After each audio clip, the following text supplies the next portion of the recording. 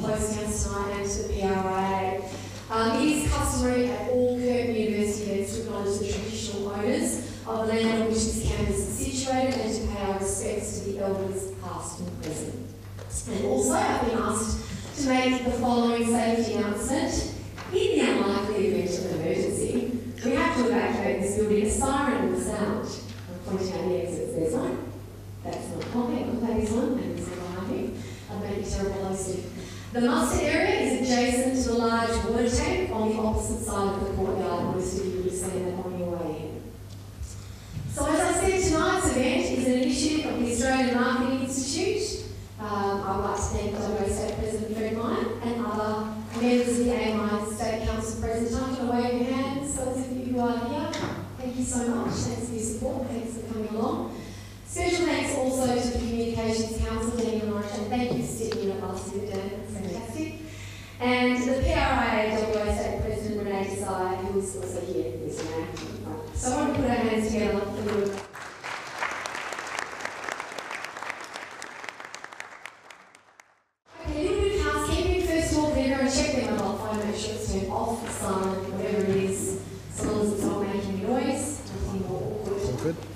And that is a little presentation. After the panel debate is over, those of you with a reserved ticket are invited, of course, to the post-event networking function, which is the School of Marketing on a facilities building. The entrance is across the courtyard.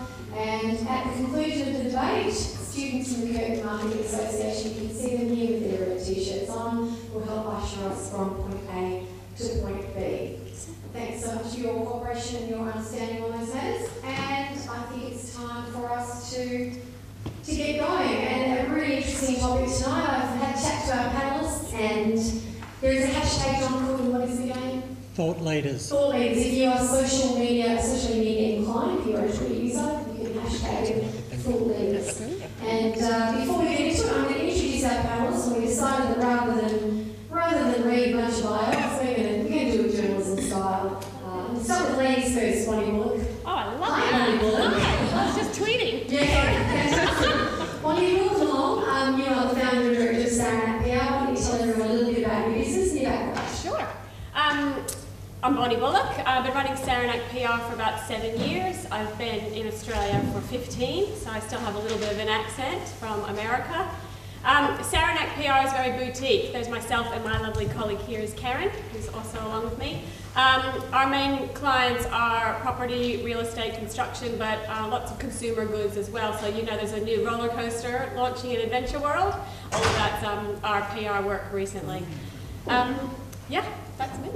Great, Bonnie. And next to Bonnie is John Cook from PPR, Social Media and Digital Strategist. John, tell us about yourself. Hi, I've been at PPR now for 8 years.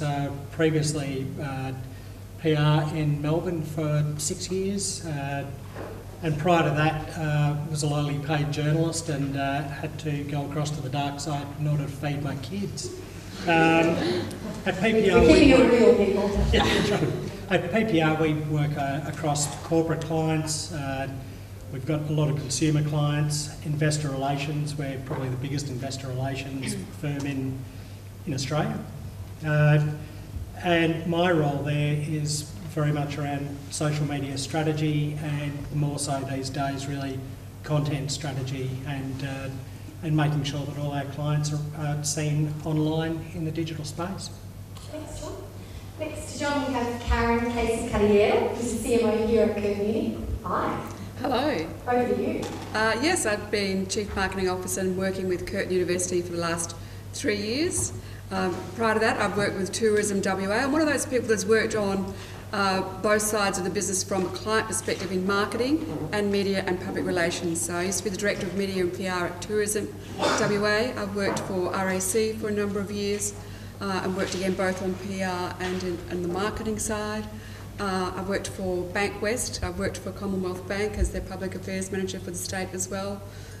Also worked for Castrol Australia. So wow, really diverse. Number of sectors. Yeah, fantastic. Brian, Video Duramono. Hi, so I've been in Australia for the last 10 years, but prior to that I was working in Coca-Cola and Sara Lee and Ogilvy in both Thailand and Vietnam. I've been with IBM for the last 3 years, so I've been to the dark side, the white, all sides of the story, client side, agency, but at the end of the day, it's always talking to the consumers you're speaking to. Really enjoy living in Australia. The nipper season starts this Sunday, so trying not to get being eaten by a shark this weekend. But let's see how we go. It'd be a great story if you did. There'll be a lot of tweets. Yeah, I should have mentioned Brian as the WA Marketing Manager for IBM in Australia. Danielle Norrish from the Communications Council. Welcome, Dan. Thanks. So I'm the State Manager for the Communications Council in Western Australia. The Communications Council is the industry peak body for the advertising creative communications industry. So we represent over 400 advertising agencies, PR, media, digital agencies around Australia. And in Western Australia, our membership encompasses 22 agencies which cross all those disciplines, including long tail. So my remit is about servicing WA agencies in professional development, as well as assisting them in lobbying and other, raising the awareness and the calibre of our industry locally. Great, Danielle. And Carlo. Carlo Bertozzi is the CEO of Longtail. Hi guys, Longtail is a full service digital agency. We work across all facets of the digital platform. We work principally with business to consumer clients. My specific bent, if you like, within the business is media and strategy. Great, thank you. Thanks. So a fantastic panel of experts tonight. I was semi-joking when I said I was a TV little girl. It's not the only thing I ever did. I'm an alumni of Curtin University. I studied a degree in journalism and politics. I worked as the Chief of Staff and Senior Reporter Presenter at 7 Network for nearly 10 years. I left there in 2003 to establish GT Media, which is a corporate affairs and media consultancy based here in Perth. We service clients all around the globe. Our clients are in the not-for-profit through to the banking, infrastructure, gas transmission and government sectors. We have a team of 6 advisors, all of whom are working journalists. My colleague Cassie Fox is here. Hi Cass, give us a wave, put you on the spot. And my role tonight is to put my journalist hat back on and to ask questions of our panel that is going to help inform you guys. And when the time comes, at around about 6:30, throw it open to questions from the floor. Our students in the red shirts will have microphones, so please, if you have a question, raise your hand. Wait until someone comes to you with a microphone. And I might look friendly, but if you have a statement rather than a question, I will shut you down. So when it comes to questions, we really actually want to hear questions. Everybody happy with that? Too bad if you're not. Okay, let's start to the panel. My first question, and my panel's been pre-prepared for this question. If you could name just one aspect of your everyday work that has changed the most as a result of digital technology over the past 3 years, what would it be and how has it changed? Carla, let's start with you. Yeah, I really struggled with this one. All right, Daniel. Well, kind of running a business, you sort of overseeing all perspectives. So I guess the thing that really sprung to mind for me was planning. So whether it's in the creative space, whether it's straight strategy, sure, media, whatever, we're having to sort of cope with this ever-expanding digital platform. And the question talks about going back 3 years, and I had a look at what was going on 3 years ago. Yeah, right. And you think about the launch of the iPad, for example, just over 3 years ago. And that had such a massive impact, which is still kind of resonating now when we're planning in terms of deciding who we're talking to, when, how. Yeah. Yeah. So yeah, very much. At every stage, you're trying to cope with not only the breadth but the depth of the Sure. digital platform. Sure, Danielle.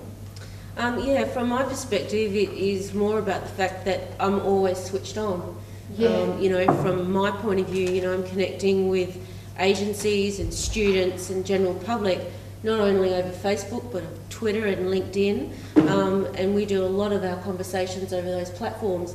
The iPad and the iPhone make me constantly having that conversation, whether it's 10 o'clock at night or 9 o'clock in the morning.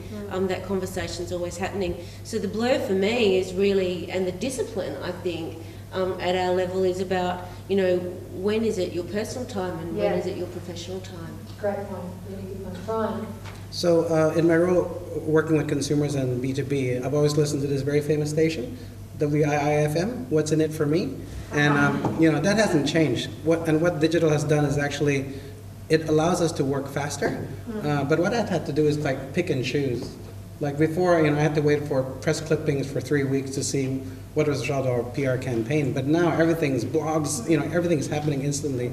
So I've actually to actually be very selective and don't be overwhelmed with all the data. Yeah. Just pick and choose, and then have the input way faster, but work with Because that. it's about cutting out the noise. Yeah, it's a lot of noise. Cutting out the noise. Great. Casey. Look, I don't think it is one thing. I think it's a whole myriad of things. It's changed everything every day in the way that you do your role in looking after marketing teams. And particularly this always-on notion that Danielle mentioned, always on, always demand increasing, and the fact that everything you put out there is instantly available to audiences to critique. John. I think the biggest difference is that 3 years ago, using social strategy in a PR campaign was seen as something of an add-on. Yeah. Whereas today, it often is the be-all and end-all of a campaign. Yeah. And I guess we're creating stories for our clients to tell and then engage with people directly, as opposed to going through the gatekeepers of the media all the time. And I guess a good example today was we're helping someone launch a new app called Tink. Better give them a plug. And That was not a paid. no, not a paid comment. But I've spent the whole day watching our social monitoring platform and watching for spikes. The bigger the bubble, the bigger the influencer. We need to get to that influencer.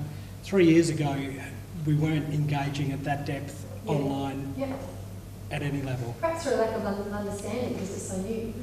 I mean, I was tweeting away and Facebooking away, and still seen as that bloke in the corner who spends most of his time online when he should be doing billable work. But now it's come full 360. Very similar to John, which I think we're going to say that a lot tonight. Very much that PR is now seen as almost a storyteller and not just churning out media releases for hopefully the journo to pick up and then hopefully to run and get our messages across or our story across. Now it's very much the PR can tell the stories almost without the media, so we can tell it through all the ways that John was talking about, blogs and Twitter and Facebook and just content. So the platforms have changed, the landscapes have changed, the timing has changed. It's a 24/7 pressure cooker environment that we're all working in, where they're trying to cut through and get through the noise. If we go back to the question, is this dissolving the boundaries between those of us who work in marketing, advertising and PR? I mean, I know from my own firm's experience, we're working very closely with Newcats, we work very closely with Block, and it's almost hand in glove, whereas years ago we would never have done that. Years ago it was very, well, your agency and your PR and we want to own the relationship. I mean, can any of you comment on that kind of aspect in a practical sense? I think it's definitely dissolved the boundaries because now you have cross-functional teams and you have to be very good at project management and bringing everybody to the table. It's a number of disciplines that might work on one project to make it actually happen. Look, I think I wrote a blog about 4 years ago now where I said, look, in this changing environment, who is going to capture that digital space? And I've said back then, and I'll say again now, I think that there's room for advertising and PR to work in the same space. It has to be one person. But we have PR people. We have always created content, whether that be online content for the digital space, or whether that be a media release that I used to send out by fax. Remember that word, fax? I mentioned fax today and someone looked at me like, Dan, I'm interested in your view, given the Communications Council made a very deliberate move to embrace sort of comms firms. In fact, I believe we were the first firm nationally to join. Yeah, you were. And yay us. But it was. I'm just curious the thinking around that. Was it simply membership, or was it actually in recognition of what you saw as an industry trend? No, it's definitely an industry trend. I mean, you've only got to look at traditional agency models to see how their businesses are changing in the direction in which traditional agencies are moving. So our traditional creative agencies are now moving more into different sectors such as PR, whereas previously they would have potentially been working with third parties. And I think the most interesting thing that happens in WA that I've noticed is that we now have this really unique blend culture for our client environment, which is you can either go to an agency that provides everything, or you can choose to have an agency which leads your business, and then they work collaboratively with small groups. Yeah. I think the most interesting thing is that's happened, and it's probably been led by digital, because digital started off, let's say 4 or 5 years ago, as an add-on. Lots of agencies saw it and they thought, oh, we probably should be doing that, so we'll tack that on to our offering. Now what's happened is, so we all created digital departments, and then all of a sudden what you've seen is those digital departments now have blurred, and now it's just become part of the agency remit, it's part of what they deliver. So I think the next step, and Carlo mentioned it before, is about planning and strategy. And I think a very significant key to the future of the industry and to the credibility of our industry is about understanding, you know, you can be a media agency, a digital agency, a creative agency, and all of them have planning. Yeah. So who is the lead planner, and who owns it, and how do we define it within our market? So a tricky question, and I'm going to start with you, Carlo, if you don't mind. And it's sort of probably more of a PR-related question, but I'm curious to know your thinking in terms of the whole reason why we're here, is it dissolving the boundaries? So I have found in my experience, consulting experience, that there's a lot of Me Tooism about digital and social media. So they're there, so we should be there. And from our perspective, we always go, well, why? You know, why should you be there? Let's articulate why you should be there. For example, if a client that is strictly B2B, high level, say gas transmission or something like that, they don't need to be on Twitter. They don't need a Twitter account. That kind of thing is what I'm talking about. What's your experience? What's your take and your thought on that? Yeah, look, I think we've been probably talking clients out of doing things as much as talking them into doing the right things for years. I mean, you know, social media is one area. Mobile's another good example. We need an app. We must have an app. Great example. And you're like, why? Look, I don't think there's any different though and I think this is a point, like, across everything we're talking about. We're not reinventing the wheel here. We have a great new toolbox over here that gives us different ways of addressing problems, addressing things that traditional media platforms or communication platforms couldn't previously. So I think the trick with digital is that it's exposing how businesses work. We're actually showing clients, in some times for the first time, how their business works, because we're able to show them the results in a lot of detail. And as I go, wow, I didn't realise that, you know, this audience was interested in that product, or that audience actually bought across my suite of products and things like that. So I think there's a big education process about marketing actually stop thinking about itself in this bubble and actually becoming part of the wider business and understanding it.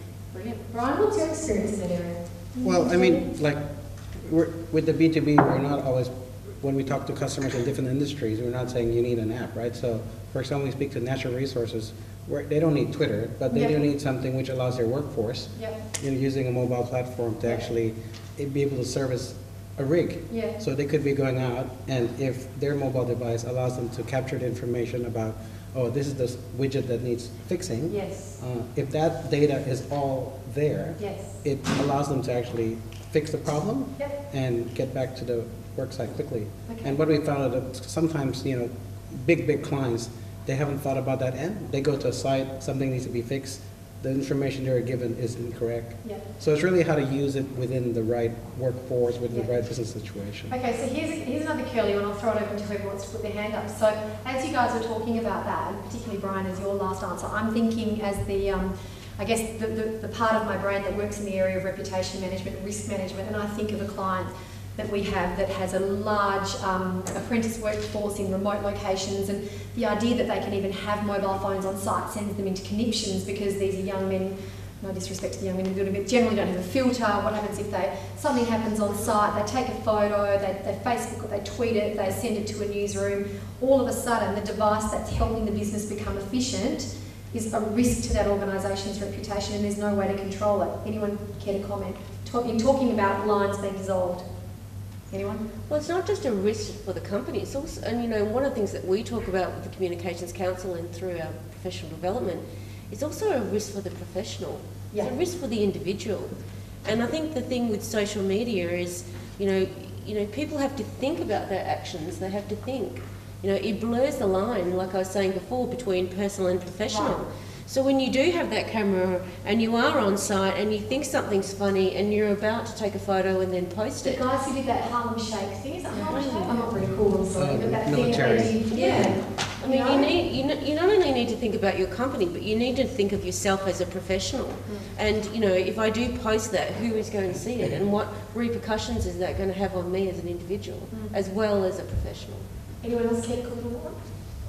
Look, I think it's all part of, in PR, we can't deny the fact that phones are now devices where people can take video, take... Citizen journalists. Citizen journalism is rife. And, you know, things like, you know, fire on an oil rig, for example. Yeah, totally. We'll see that on Twitter before the news channels will pick it up, before radio even picks it up. A chance to think about this. Exactly. So it's exactly for that reason that crisis management needs to change. It's no longer about let's go to the newsrooms and who's going to handle this. And that's leading upward though within a business, right? Educating the executive, educating the board. Absolutely, and it's about someone having their finger on the pulse and knowing that if something happens, you need to be watching it happen in real time, not waiting for it to be on the radio. Yeah.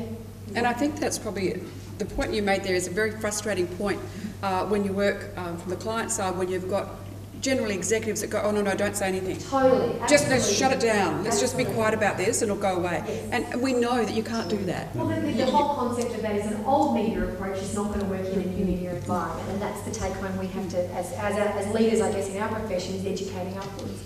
Maybe you're about to first with something there. No, I'm just laughing at the fact that, you know, social media has brought down government, so totally. why corporations think that they can in any way hide from it. I mean, have a plan, people, have a plan. Let's talk about another area where the lines are blurred between you know, marketing and public relations, and particularly in our market here, particularly the WA media market, where we've seen a contraction, particularly in newsrooms. So the West has got rid of a whole bunch of reporters. Channel 10 about 18 months ago got rid of 7 or 8 very senior reporters. What that means is, you still got to fill your Channel 7's bulletin is 30 minutes long. You still got to fill your 22 minutes of content, right? Channel 10 has still got to fill their content. So, what has the impact been? Some of you would have seen that post. Was it a Mumbrella post that consultant from Mango PR wrote? And it was basically, hey, this is awesome that Fairfax is making everyone redundant because it's going to be so much easier to pitch a story. Don't do that. Just one for free. Don't do that ever. As a journalist, I think it's tragic. I think it's a really, really bad thing. As a corporate affairs advisor, I think I still think it's not a great thing, because I think we all benefit from having a healthy, robust media industry. But in terms of blurring the lines, one of the things I've been hearing about is content marketing. And I got to say, I was like, huh? What does that mean? You know, what does that mean? And that line between when you pitch a media story, when you pitch a media statement and you see it reproduced verbatim, is that good or bad? It's a classic example of the lines being blurred. Who wants to take that one? I'll take that, because it's blurring. It's definitely blurred, especially the media release is almost slowly dying. In the traditional media release, where the CEO went, I want to say this, let's put it out to the newsrooms went, that's great, let's publish it. That's dying, and it's definitely dead in America. So now what you're seeing in America are tweet pitches, where somebody will just tweet a journo, you know, like at G Park, at Garrett Parker.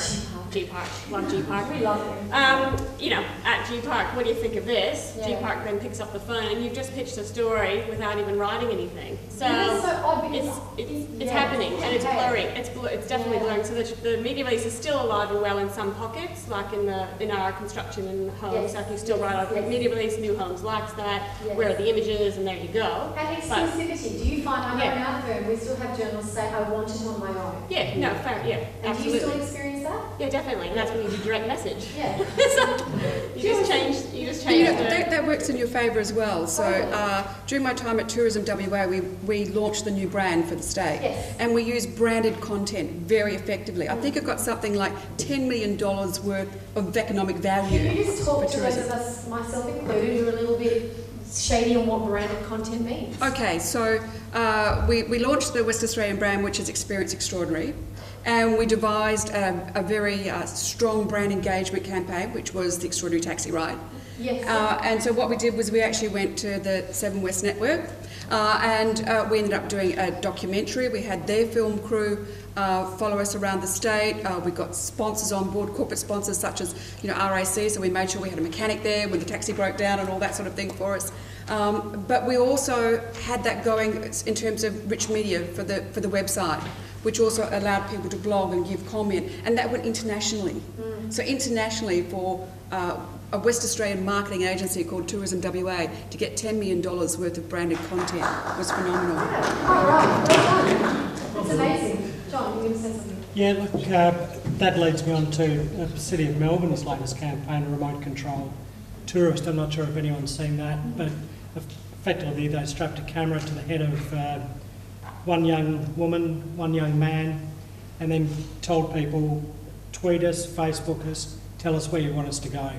And these two people spent 4 days travelling remote control effectively throughout Melbourne. And when I first came across it, I went over to someone's desk and said, have a look at this, and then within 15 minutes there was about 20 of us standing around watching these people experience Melbourne on our behalf. And that is where content is heading. I mean, we now have an integrated video unit because video says so much more than you could ever do in words. So you have to have... You know what, that's funny you should say that, because the first lesson I ever learned as a green TV reporter in Channel 7 was best pictures will lead your story.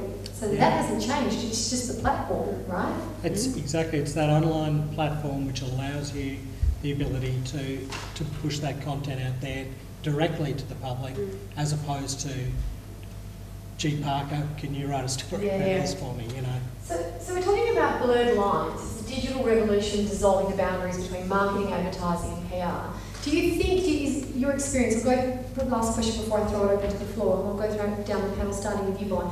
Do you think that the consumer can tell the difference? Because I know in PR we've always said, well, the consumer can tell the difference between, earned and owned media. So I think absolutely. I think I think consumers are much smarter than maybe what some companies treat them. Yes. Yeah, absolutely. Yeah. I mean, it's just, that's what. Agreed. John? Agreed. Yeah, look, you've got to tell a compelling story these days. And I know telling stories is the latest buzzword, content strategy. That was the first thing I learned at 7, tell a good story. Yeah, but it's so true. And in PR, we are needing to be getting our clients to tell the story, but we have to feed them the content to make it happen. Right. So we've got to be very careful that it doesn't come across as contrived, and we've got to manage the process. Yeah. But at the end of the day, I really believe that the company, the organisation, they should have a lot of control over their own social media, the way the content goes out there. It's us who provides them with the platforms and the capabilities to do it. And the measurement. And the measurement. Yeah. So that's a big part. It's great to get it out there. That's quite contentious in itself, Mr. Holmes. Yeah. Casey? Look, I don't know that the consumer always does know the difference between, owned and earned, because, you think about some of the reality shows that people actually, enjoy in their homes so frequently. The lines are blurred between what is actually a setup or staged and what is actually real in terms of interactions. And I think about some of the product placement that I've seen. And people I don't think are even aware of those subliminal messages that are actually being driven home to them because they're watching their favourite, I'll call it a soapy, but we call it reality TV. Yeah. But it's effectively you're trapped in a soapy. Yeah. And marketers are we always try to use those communication channels wherever we can. I think digital is a very strong platform for marketers, as is PR, as is anything that's going to connect you with your audiences and get that emotive reaction that you want. But you've got to run fast to keep up with it. Yeah. Brian? So, I think the consumer is very intelligent, but the way we've done it, one of our campaigns is Era of Smart, and which is what is the impact of digital on different industries. And we know what's happening when the consumer or the industry engages with us. So when we talk about the impact of digital economy on mining, they're now in cost takeout mode. What are they trying to do? When they engage us in our conversations, that's when we know whether they can see through the campaign or whether we're really resonating. So I think, look, we're not too worried about as long as our message is on song and we're having dialogue with the customer, I think that helps us improve our campaign. Great. Dan? Well, look, I tend to agree with KC in regards to, I think reality TV has just made, probably blurred the perception of what is real. And the consumers are smart, but at the same time, I think it's more also about the attention span that we now have. Yeah. I think, I laugh, I sit in front of the TV with my husband, and we both have iPads. And we're both tweeting, and and we may be watching television, but sometimes we're actually only listening to television while we're actually looking at Facebook or doing other things. And I think it's, consumer is smart, but they're also, you've got a lot less time these days as well. Carlo?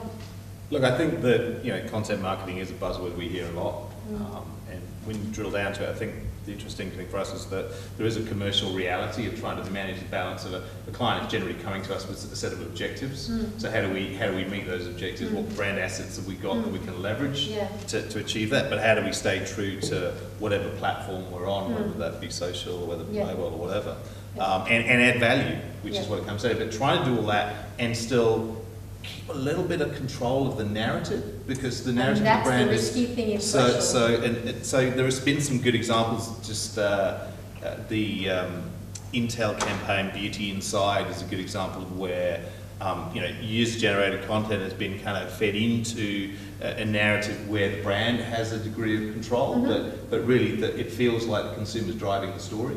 Or Volkswagen in China actually got the people to design a car, and that prototype car is now moving into production. But ultimately, they kind of set the terms of reference for it. So I think it's really easy to go, go wild. But I think it's actually much harder to deal with the commercial realities of brands that are risk averse quite often and do carry a lot of baggage. And there are literally dozens and dozens of examples of brand narratives being hijacked in social space. Qantas Luxury would be one. McDonald's one was McXperience or something that they did in the US, and they wanted people to hashtag with this particular hashtag around what was so great about all the primary producers and how great their McDonald's experience was. And it was just a litany of people saying, well, I got food poisoning, I got really fat, I found a band-aid in my burger. I mean, it just went horribly, horribly wrong. So there is that flip side of the brand narrative being hijacked in social. So, guys, I'm going to open it to questions from the floor. As I said, questions, no statements. Love to hear what's on your mind, and our panel are ready to answer. So hit us up. Got one down the front here. You just say your name and where you're from if you don't mind. That'd be helpful. Hi, I'm Mike. I'm Michael from Curtin. So something we haven't talked about in the digital revolution is the big data aspect of it, the amount of data available. I'm curious on your viewpoint on all of it and how it's affected your particular industry as well, the big data aspect. We love big data. It's a much overused term, but I mean ultimately the end result, the product of big data is we make from an advertising perspective, we make your content more relevant. At the end of the day, there's a value to, I'm a motorcycle enthusiast, so I'd much rather see ads for bikes than for pantyhose, it's kind of, so there's a degree of relevance, believe it or not. Maybe, yeah. But so there's a degree of relevance there, but ultimately it's about, for us it's about driving not just the media, but also the creative, try and make it more relevant. We're talking about now, and it's a real challenge for the creative teams to actually to ideate concepts that are flexible enough to talk to a broad audience, but also to drill down and kind of talk to people almost on a one-to-one basis, even though we've never met them, we don't know their name, but we know through either some behaviour or some data that we're able to access through whatever platform we're in to make that content more relevant to them. So it helps us from that perspective. It helps us separate the hard sell, if you like, from the big brand idea as well. It's very hard to make someone love your brand if you're trying to sell them something at the same time. So we tend to use the data to be able to separate that out. We know we can talk to them and sell them stuff, so when we are actually trying to make them love us, it's a bit easier. Anyone else want to pick up on that? I have a good example of big data. So look, you know, as marketing, we're asked to add value to the company. So you can buy a $2 milk from Woolies anywhere you go, but I bet you the tomato in one store is priced differently. And how the stores do it cleverly is like tomatoes could be X dollar because there's a grocery in front price competing. But if there's no competition, that tomato becomes 50% more expensive in that store. So, you know, that's a simple example of using big data to increase profit for your business. And it's real, you can use it. Great.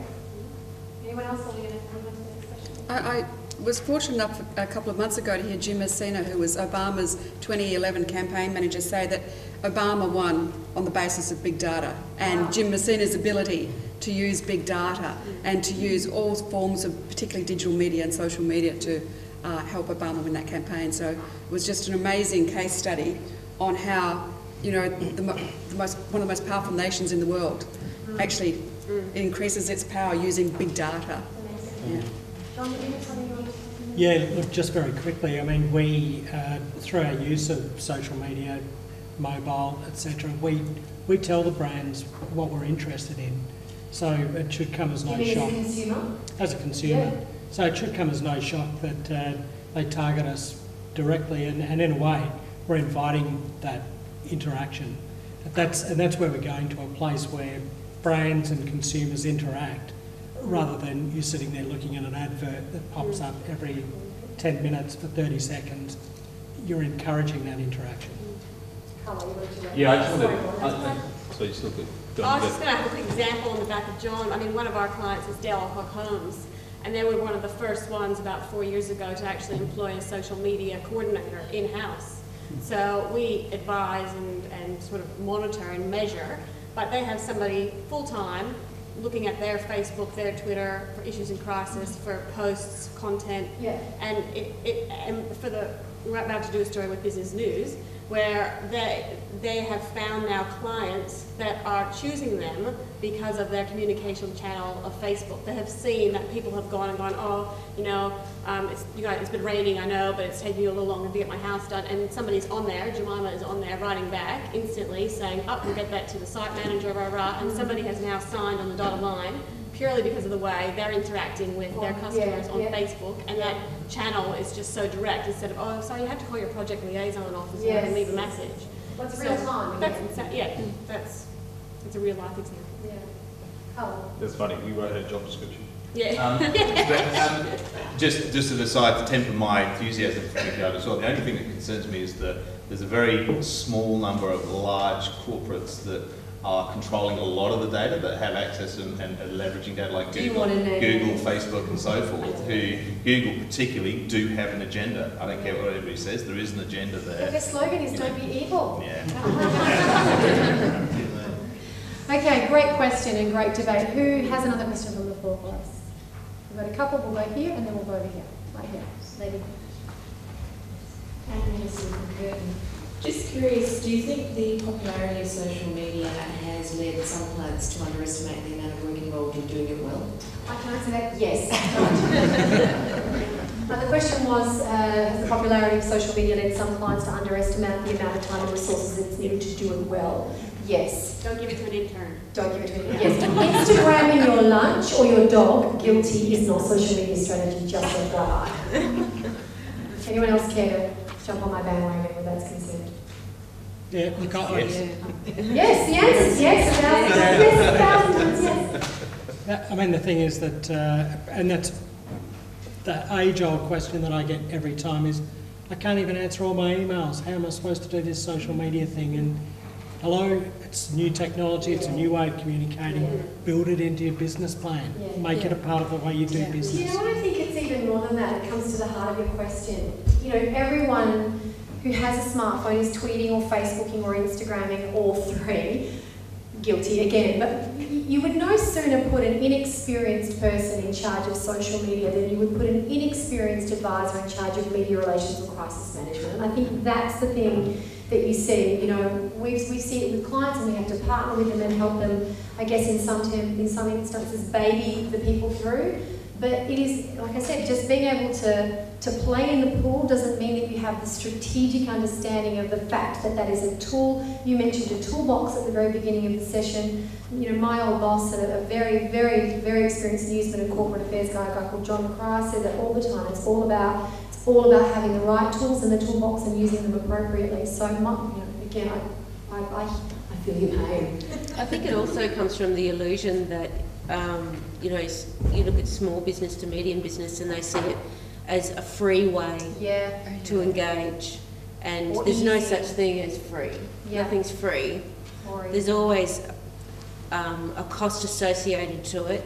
It's just that you can either choose to accept the cost, or you can choose to ignore the cost, and that comes to your detriment. An example quite recently was Westpac. When Westpac, they were just updating their daily tweets, and they obviously had a junior person running the main Westpac Twitter account, and she went, "Oh, I'm so over today." I saw that one. And instantly people started going, "Oh, poor banks, you're not making your $5 billion profit today." And instantly she was like, "Oh God, that's not my personal Twitter account, that's my Westpac account." But good on them, they turned it around and they did it, and they actually came out better for it because it looked like they had a personality and it looked like a bank actually has people behind it. And then they said, "Oh, sorry about that, you know, some of us have bad days too," and they turned it around. So, but clearly a case of sort of a junior person in charge of Westpac. It's a strategic tool. It is. I mean, you look at what was the case recently where the tweet that sent there was a market-related thing, John. You know the one I'm talking about. It was a tweet, and it sent the share price a certain way, and you know what I'm saying. Yeah. I was going off it's not on a tangent, but my point is, it is public. It's public. You know, and there's you talked about an illusion, Dan. I think one of the other illusions about social media is this false sense of security. I'm behind my keyboard, I'm tweeting from my phone, I'm in my office, there's no wider engagement. And if you think about it from a news perspective, back in the day when I was on the road, if you wanted a photo of someone who passed away or had been beaten up or whatever the story was you were doing, you had to eyeball their parents and ask for that photo and be responsible for how you used it. You didn't just jump on Facebook, lift it from Facebook and not be accountable. I think that's part of the illusion. Great question. Question over here? Yep. Hi, I'm Leo, and I was just wondering, since we were talking about it earlier, the kind of Qantas luxury snafu and other similar situations in the airline industry, so like Delta destroys guitars or damages guitars. Thank you. Just kind of thinking, given the accelerated nature of social media and how if there's one complaint, everyone knows about it, how should brands actually be reacting when shit hits the fan? Bonnie, let's go to you first. Our first one is you have to react, first of all. You have to say something. You have to own up. I'm a very big believer in you're transparent. I was going to say the F word, but I didn't. If you stuffed up, then own it, because I think Australians and Americans are very forgiving. If you did stuff up and you say it and you're going to fix the problem, then just say it. I mean, we've had issues in crisis with our clients, and luckily they've taken the advice and they've gone on the front foot before it's gotten bad. And this is issues of crisis 101. It doesn't matter if it's social media or not.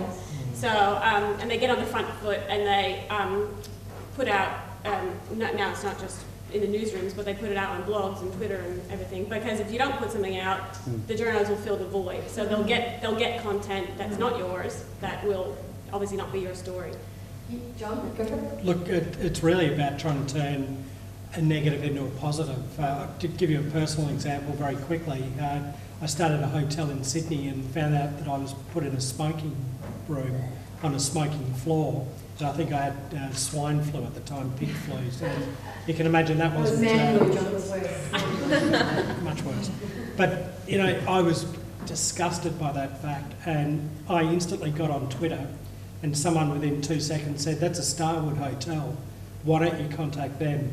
So I did, and I vented my anger. They got back to me within within 10 minutes, maybe sooner. I was too busy coughing in the bathroom. I have a question for you on that. So you tweeted before you spoke to a person? No, look, I spoke to management straight away, yes. and they said, there's nothing we can do. Okay. So I just And you said, thought, well, no, it's not good enough. They should have asked me. That's right. They should have asked me, do you want a smoking room? You know. So I got on there and I went direct to start with Buzz on Twitter. They came back and they said, look, we're really sorry. We've actually just checked with the hotel management. There are no rooms available tonight. But come down and see us in the morning and we'll look after you, and we're really, really sorry. Yeah, right. Interesting. They wiped my entire bill for that night. So, Well, I had a similar scenario with Westpac actually, where I went to my local bank and put in my credit card, and it actually went to charge me $2.50 to take money out of my own account. Your own which out of my own bank, and I didn't do it. I pulled out my card, but I got straight onto Twitter and I tweeted Westpac and said, "Wow, Westpac, you're now charging your own customers to withdraw money out of their own accounts. You know, can you please explain?" And within 10 minutes, I had Westpac tweet me back and contact me and ask me which branch it was at. And it took them probably about 8 hours to come back to me to then tell me that I actually used my American Express. I'm so happy that you shared that, because that's awesome. So Totally something I do, by the way. So then I actually apologised on social media for it being a user mistake. But, you know, I was very impressed in their response. Yeah. You know, it's interesting. A very good friend of mine in Sydney who is an ex-reporter. He was a crime reporter at 2GB for many years, chief of staff at a current affair, chief of staff at 9 Sydney, chief of staff to a former New South Wales Premier, media advisor to another, and for a period of time he was the head of media relations for Qantas Airways. So a good person to have a yak with. And I once asked him, because I don't know about you, but I get off the plane, I'm pretty cranky, right? And baggage takes forever to come out of Perth, and I'm sitting there and I'm having this Twitter rant, like this just really probably over the top Twitter rant about how long it was taking my bags to come out. And I said to him later, you know, how do you judge what you respond to? And he said they've got a room of 25 people in Adelaide that sit there and they just monitor Qantas hashtags all day, and they look at people based on their profession, the number of followers they have, how influential they are, either in reality or perceived to be. It was a fascinating insight, because, you know, I've been on a one-woman rant against Telstra. It took me 8 months to get a landline in my new home, and I live 3 k's from the city. And I was hashtagging everything Telstra, and they came back and said, "Oh, we're really sorry," and did nothing. Like, they did nothing. It still took 8 months. So. But big business does get a chance to make itself look better. I mean, they can screw it up phenomenally, but at the same time, all of these examples are all from big corporates who can afford to have rooms of 25 people sitting there, and they actually can be quicker to respond. So for them, it's a chance for Telstra actually to right the wrongs of many years. But for smaller businesses that don't have that, I mean, you know, Dales as an example, really of a business of its scale is relatively unique in terms of having someone there who's dedicated to that role. It just doesn't exist. So it's a challenge for smaller businesses. Agreed. I think the point is, though, whether it's social media or face-to-face or telephony or however you get the feedback, it's about customer service, and I don't think organisations should automatically be defensive. Because I think that's what the first gut instinct is for the large corporates that aren't so experienced with it, they want to be defensive. It doesn't work in any situation, because it's about customer service. Agreed. And Bonnie said something at the very beginning about acting authentically and transparently. Make no mistake, we're working and operating in an era of authenticity where customers, stakeholders, consumers of news and marketing and advertising are way more savvy than they've ever been. They're way more engaged. They have platforms with which to connect, mobilise, complain, whatever you want to call it, that they never had 3, 5, 10 years ago. So there is nowhere to hide. There shouldn't be, there should never have been, but now there really isn't anywhere to hide. And for those who try to defend things that are indefensible, it's a pretty slippery slope. I see a question right there. Try not to be excited. Better not. On the theme of, effectively as I see it, there will be a question. There is, it's effectively the consumer is now in control. That's the end of the story, you know. So you know, the push marketing no longer exists, you know. So the consumer is now in control. And I look at those three functions, and I go marketing, advertising, and public relations. And I'm going to ask the panel, you know, are we still living, you know, the young ones in the room will see another business model or another kind of future. I'm going to ask the panel, you know, in 10, 15 years, what's that business model going to look like? Is that an old 20th century model? And are the future models that we can use as consumer advocates going forward? Does that make sense? Great question.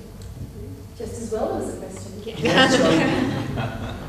Danielle, do you want to comment off the bat for that? Oh, Not really? well, I think it could, you know, will they still exist? They will, but you know, you only got to look at. I'll give you an example. So, when I was a director of the brand agency, we were an advertising company. Okay. When I started my role of the Communications Council, and you could go to every single website of every single advertising agency in Perth, and pretty much all of Australia actually, and look on their websites, and not one of themselves calls themselves an advertising agency. Right. They will call themselves an integrated agency, an interactive agency, a communications agency, but none of them will identify themselves as an advertising agency. Wow. So what will they call themselves in 20 years' time? I have absolutely no idea, but the change has already started now. Yeah. I'm thinking beyond advertising agencies. I'm thinking from a consumer perspective. You know, I'm thinking beyond those functions. I think beyond, you know, an advertising agency as we know it today. Yeah, but that's I think there has to be a. It's to Casey's point earlier around, you know, you have to blend all of these different disciplines together, and you know, and I think the more we think about it. Sorry, if I can. Sorry, you can cut me off. No, I'm trying to help you articulate the question. Perhaps, are you talking about that there may not, there will just be comms agencies? I think. Look, I don't know. We'll still have Martin Sorrell and WPP, and we'll still have big organisational structures like that. But I think at a local level there will be a blending of. That's already happening. We're already doing it. Yeah, Everybody is crossing over here in every angle, every one of us in our businesses, despite where our sort of core may lie. Yeah. We're not a PR agency, but we create content and we get engaged in PR-like activities. We work with PR agencies. But you're still independent, Carl. You still view. How does this look in the future? Suppose business model. Well, the interesting thing is the business model for Curtin University is actually, we've got integration. So there is a digital media unit, there are marketing and brand and campaign consultants, and there is publishing, print publishing, all sitting in the one team. So they all sit in my team. And the first question we asked tonight was about, you know, can you name one thing? And I said, no, I can't. But one of the things that does spring to mind is the pressure it puts on the people that work with you in your teams. Because you can no longer say, I'm really good at working out what a good media schedule looks like. Or I'm really good at just judging creative. You know, or you can't do that anymore. You've got to be able to multitask and expand your skills. I think an example from my firm is we work with meerkats on Browns, and when we were brought into the Browns account, it was a very swift learning experience for me in terms of advertising land, and working hand in glove with that agency. Like, it's not, there are blurred lines in the sense that we're individual different businesses, but we, like Danielle was saying, meerkats leads in some spheres of the work that we do, and my firm leads in other spheres of the work that we do. And I think at the heart of that is the relationship between us that allows that to work well. I think I'm hoping to answer your question properly. Well, I think there's a deep thing. You started by saying the consumer's in control. At the end of the day, yes, but the brands can still add value, and they're still going to have products, and you're still going to want to buy them. And we're going to live in a world where, yes, the consumer's going to drive those brands more and the product more. I mean, that example of the car in China is a kind of what seems like an extreme example now. It may not be an extreme example in 10, 15 years. That may be the norm. We're still going to be looking at adding value to the process, if you like, and brands still have something to contribute if they can add value. So, you know, the trick that we're all trying to do at the moment, I think in our various guises, is add value, and that won't change. So if we focus on that, then and I think that juxtaposition with the consumer will work. But the businesses, the brands themselves, it's not just about us changing, it's actually about the businesses changing and being more responsive and being driven by that demand. And that will happen. There's already evidence of it happening. It started off being a bit gimmicky, but it's becoming less so now. It's becoming a more real part of having that consumer feedback actually drive your product mix, your pricing, and all of the various P's that you have in marketing. Yeah, good question. Probably a seminar in itself. We've probably got time for this gentleman there. There's two gentlemen in the middle. We've got time for two last questions. So I know the panel will be around afterwards. I've been given strict instructions to keep us to time. So Andrew from HBF. It's interesting hearing about the consumer as king. We've had experiences as an insurance company where two worlds are colliding. One is the confidentiality obligations of the business to its customers, and of course the need to respond to a Twitter storm or a Facebook storm. So I'm wondering what the experience of the panel is about where you cannot respond to one side of the argument because you simply cannot relay what the story is. I know that from my experience, it's about holding really authentic media relationships where you can ring to, if you're talking about responding to traditional media who may have stories driven on social media or whatever, and saying to the journalist, I can't tell you that. In fact, I had an experience 3 or 4 months ago, exactly what you're talking about. I called the producer of the program, said to her, I need to have an off-the-record conversation with you, and that means this to me, which means you can't use this information, whether you attribute it or not. I was very honest and said, this is why we can't respond. There are confidentiality issues. This is what I can tell you confidentially. This is me being as transparent as we can. The journalist appreciated it. The story went away simply because they trusted the relationship we had. And if you want to talk about lines being blurred, my view is that that's one line that probably will be the last to blur, because you've got to know the rules to play, and you've got to hold a relationship with a journalist to be able to influence that journalist in a relationship that's authentic. This actually wasn't for any journalists. So this was, I'll just give a little bit of detail, but essentially a member trying to defraud the insurer. Right. And of course, if he tells a story on social media about how he's been ripped off by his insurer without explaining how he is actually trying to defraud the insurer, generates a maelstrom of support from half-informed strangers, and the thing will escalate, and there's not a damn thing that the organisation can do. You can do some stuff. We did do some stuff. What did you do? Well, you simply have to relay the fact that because we take our privacy obligation seriously, there's only so much we can tell you. Yeah. But that we are in dialogue with this member and his family about this matter. Yeah. But it's still a very interesting experience to be on the receiving end, and you have to hold your nerve. You do. When you know you're in the right, but to the world, to the world, it looks as if you have nothing to say. Yeah. Comments from them?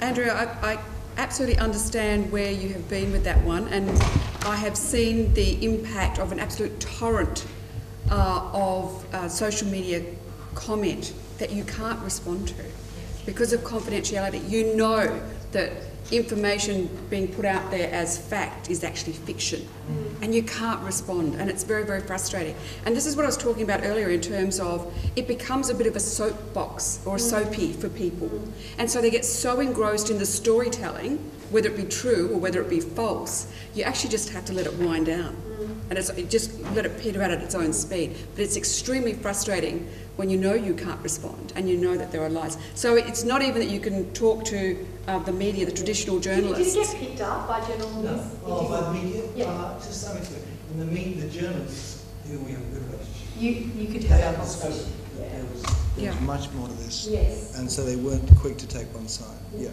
John, you want to say something? Yeah, look, I think there's probably more you can do in terms of. I was involved recently in a situation where it was a not-for-profit and something awful happened that wasn't a media statement, because that just wouldn't fly in social. It was a heartfelt statement explaining in very frank terms what the situation was without being able to go into all the details. and there was an individual involved who could well have had his life destroyed by this.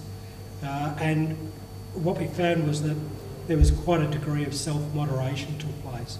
So while you had your haters and your ill-informed who were flooding in, you also had people that said, hang on, I've read what they said, and I sort of agree that, come on, let's take it down. And you can get to a point, in fact, where you can just step back and let the people moderate the page themselves. And that's the risk. I mean, it's a great example, and I think it highlights there are so many wonderful benefits of social. Everybody knows this. We don't have to go over them, but the risks, no one ever talks about the risks. I'm just conscious of time. We have one more question, the gentleman behind you. Thank you. Evan Nicholas from Curtin. Bonnie, you mentioned that one of your clients is a full-time social media manager. I'm of the view that this is just going to be the norm, and I think it's going to be 24/7. But the question I have then, if that's going to be the level of service and response we're going to get as consumers say, then what future do you give the website? So the client's website? Yep. Pretty heavy, because their website is very, I hate the word content, we've said it so much, but their website isn't your standard about us, contact us, here's our mission statement. It's all video bloggers. It's what's happening, people put their photos up of their houses that are being built. So it's actually driven by the clients of Delacour Homes as to what's on there. So it's not a corporate website. Is that? No, it's fine. Yeah. But I do have to say that the Facebook page is their main sort of frame of where so people will visit the website and they'll check out, bloggers and stuff, but they have links, of course, to Facebook, and people just jump over. My point here is that if I know there's an organisation that's got someone 24/7, I might get in the habit of just tweeting to get a response straight away. Yeah. Then going through pages and pages and pages of website to get what I want. Yeah. Well, I'm going to get that personal reaction, I'm going to get it at 1 o'clock in the morning, should I choose to. Yeah. And so I'm questioning. You can start trolling. Yeah. Yeah, well that's what she's on all the time. So. And he'll be testing it out. Yeah, I was going to say, watch out. I guess tying with both those two questions together, the previous one from Andrew as well, is that everything we've talked about today so far has been about reacting to negative comment and negative publicity in social media. But the reality is, if brands engage and have a plan and engage positively to give their advocates a voice and to enable them, so, a good example of Dales is that Dales actually actively encourage the people building them to blog about their experience. Yeah. So there was a time when someone walking in was signing a contract and saying, just letting you know I'm going to be blogging about this. That was a threat. Whereas, a brand that can step and say, well, you know what, here's your toolbox. Suddenly that's a completely different ballgame. So having a proactive, positive strategy to build advocacy is a really important part of the mix, not just having a reaction plan, which obviously is vital. Yeah, right. And one just like on blurred lines, we actually use Delacour's Facebook page to get, this is a bit crazy, to get stories for traditional journalists. So we'll run a Facebook poll. Where would you rather live? Would you rather live out in the burbs, or would you rather live in location? Then we take those stats, we turn it into a little mini story. Yeah. The journalists love it because it's stats, it's fresh data, we've got content, we've got a case study, and there we go. It's a story. So now social media is now presenting stories for traditional journalists. Thanks, guys. I'm sorry, I know there are other questions, but I do have to get sat already over time. So can you just join me in thanking our panel?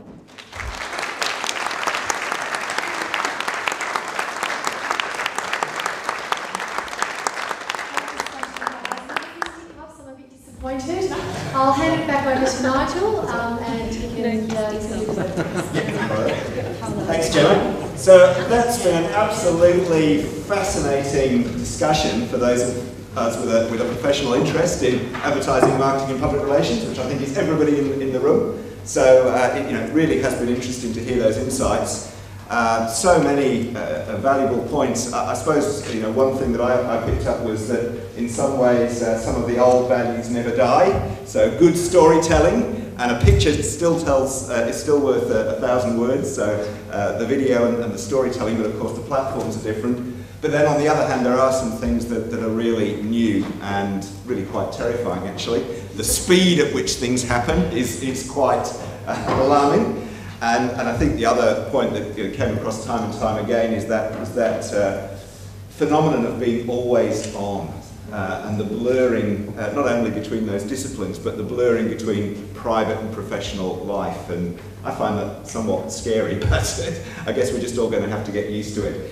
So lots of, and I think there was a question posed tonight, is the digital revolution dissolving the boundaries between marketing, advertising and public relations? And I think the question has been answered with a resounding yes, I think is the answer. So that's what we got out of tonight, and many, many more things besides. Lots of people have worked very hard to make the event a success, and I would like to thank some of those people. I would very much like to thank our red-shirted volunteers from the Curtin Marketing Association, who've done an absolutely and will continue to be working hard later on. I'd like to very much thank Clive, who's come along to do the video. I'd like to thank Donna from my office, who's also worked tremendously hard on this.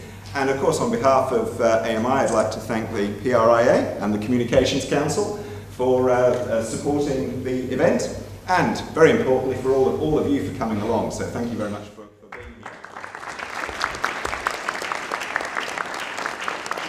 Of course, we do have stars of the show, and we certainly couldn't have done it without them. And we've had 6 absolutely phenomenal, outstanding panellists. They were all brilliant, but I have to particularly thank, if I may, Danielle, because some of you may have noticed that Danielle wasn't on the original list of panellists. We had a late withdrawal, so literally a couple of hours ago I went, Danielle, possibly, would you mind? And Danielle said, okay. But she was brilliant. I mean, absolutely fantastic. So thanks to all of you, but especially Danielle for coming in at the last minute.